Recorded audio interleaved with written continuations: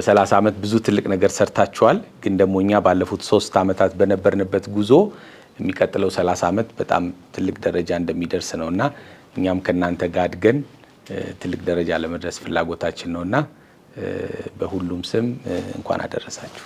እዚህ የምናያቸው ዛሬ ከአርሲ የተለያዩ ወረዳዎች እንደዚሁም ከሲዳማ አምናና ዘንድሮ ብድር ካገኙ መኪናም ቦታም አይበቃም ብለን ነው እንጂ ብዙ ማምጣት እንፈልግ ነበረ። ግን እንኳን አደረሳችሁም ለማለት ለማመስገንም ነው ዛሬ በጋራ አብረን የመጣ ነው። እስከ ዛሬ ድረስ ከቆረጥናቸው ኬኮች ለየት የሚያደርገው እውነቴን ነው እንኳን አደረሳችሁ ብቻ ሳይሆን ሌላ ህልም ደግሞ ሰንቀን የምንሄድበት። ድሮ ለብድር ወደ ባንክ ሲመጣ የመጀመሪያው ጥያቄ የምንጠይቀው ዋስትና አለ ወይ ነው። ገበሬ ዋስትና ከየት ነው ያመጣው? ያንን መመለስ አልቻልንም አይደለ? ዛሬ ግን ገበሬው ጋር ደግሞ ያዳበረው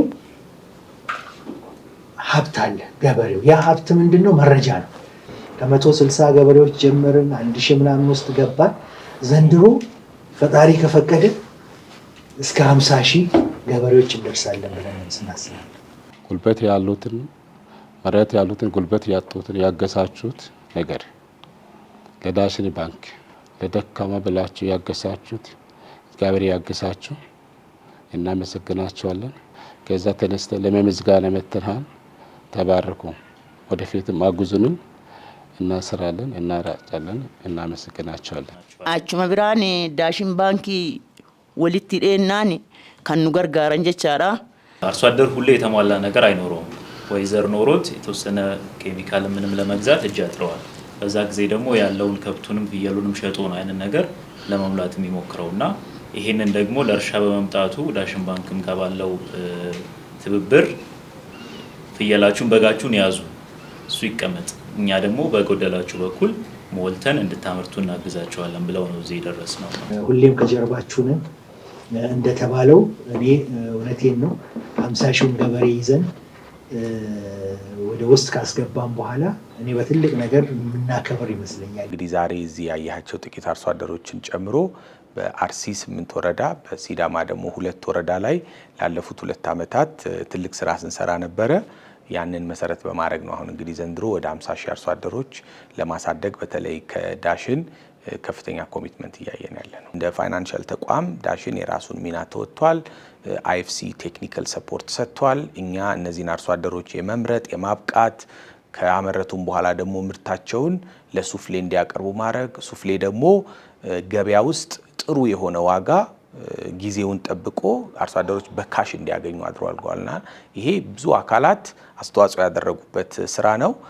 ይሄ ግን በእኛ ብቻ ሳይሆን ሌሎች ቦታም ተግባራዊ ሆኖ ብዙ አርሶ አደሮች ጋር እንዲደርስ ነው የምንፈልገው። ይተረዳም እንጀለቻ ዱበርቲ ተጨማሪ ሴቶችም ደግሞ እንደኛ እንደዚህ አይነት ስራ ውስጥ ገብተው ማደግ እንዲችሉ ብዙ ሴቶችንም መካተት እንዲችሉ እኛም እንደ ሞዴል ሆነን እየተናገርን እንገኛለንና በዚህ ሁኔታ ውስጥ በጣም ትልቅ ስራ ነው የተሰራው።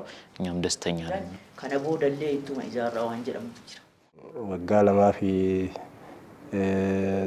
ዳበተ ራርሻ ወጂን ወጀታ ቱሬ 2016-17 ላይ ሙሉን ያረስነውን ብድራችንን ሙሉ በሙሉ መመለስ ችለናል ምንም ሳይቆራረጥ። አሁን ደግሞ 2017-18 ዓመት ላይ አርሰን በእጃችን ያለው የገበያ ትስስሩን እየጠበቅን ነው። እሱን ሽጠን ብድራችንን ለመክፈል ማርካ ቀምና ቆተኔ ነው ገሄ ይራ ዳሽን ባንክ ከግል ባንኮች ቀዳሚና አንዱ ትልቁ ባንክ ነው።